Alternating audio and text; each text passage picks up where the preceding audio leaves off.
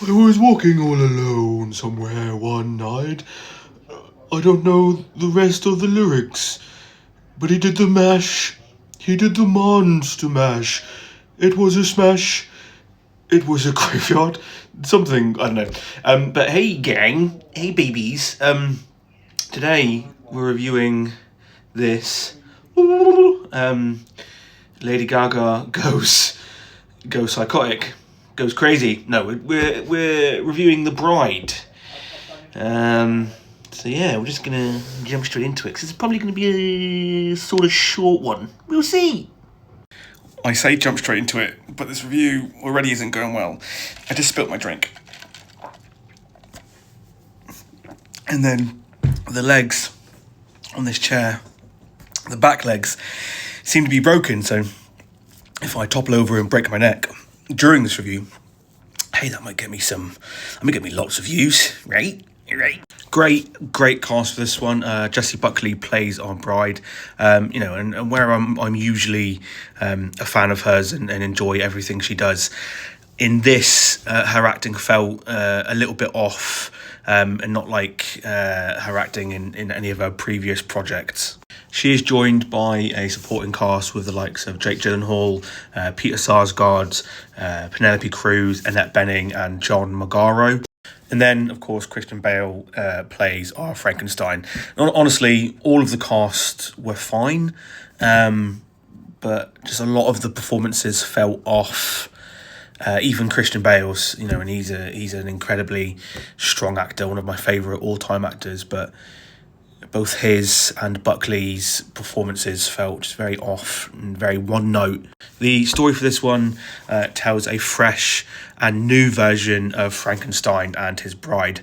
Now, I'll certainly give this film credit where it's due, because the entire thing is just incredibly visually fantastic. Everything from the hair, makeup, costumes, special effects, and then the general designs of Frankenstein and his bride. All of that coupled with the 1930s American setting make the visuals the strongest aspect of this film. Simply put, the film is very aesthetically pleasing. It's gorgeous to look at. So I feel that the filmmakers, the film creators, really knocked out of the park with the visuals. And I really did appreciate the era that this film is set in even more, because it gave our protagonists that real sort of Bonnie and Clyde feel. Maggie Gyllenhaal directs this one. Is it Gyllenhaal or Gyllenhaal?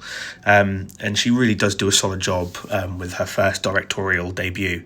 Not only does she shoot the film rather well, she also offers up some what feel like some pretty fresh and original themes and concepts. And I feel like that's a rather hard thing to do with a character like Frankenstein, a character that has had many iterations.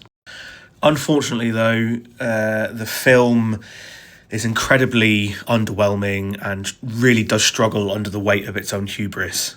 The number one issue I had with this film was that throughout the entire thing, from the script to some of the performances, it felt just incredibly self-indulgent, smug, and pretentious.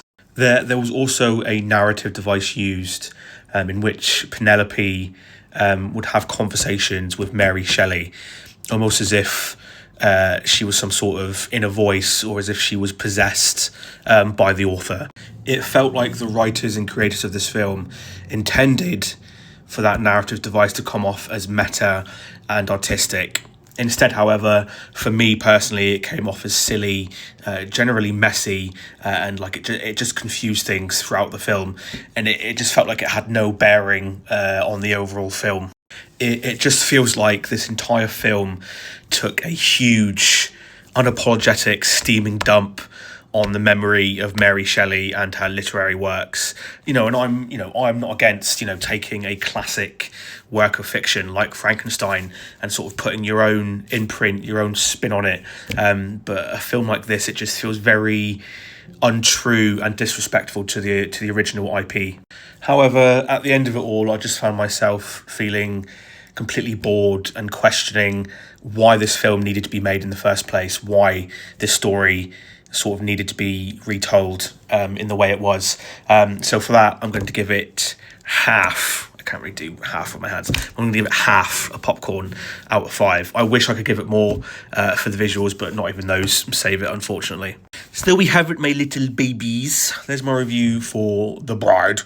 As always, if you've seen it and you enjoyed it, let me know what you enjoyed. I'd be interested to know. If you really hated it, let me know what you didn't like about it. And as always, if you do enjoy what I'm doing here, drop me a little bit of love with a like, a comment, maybe a little follow. We can get up to 16, surely we can. But right, until the next one, I love you so much.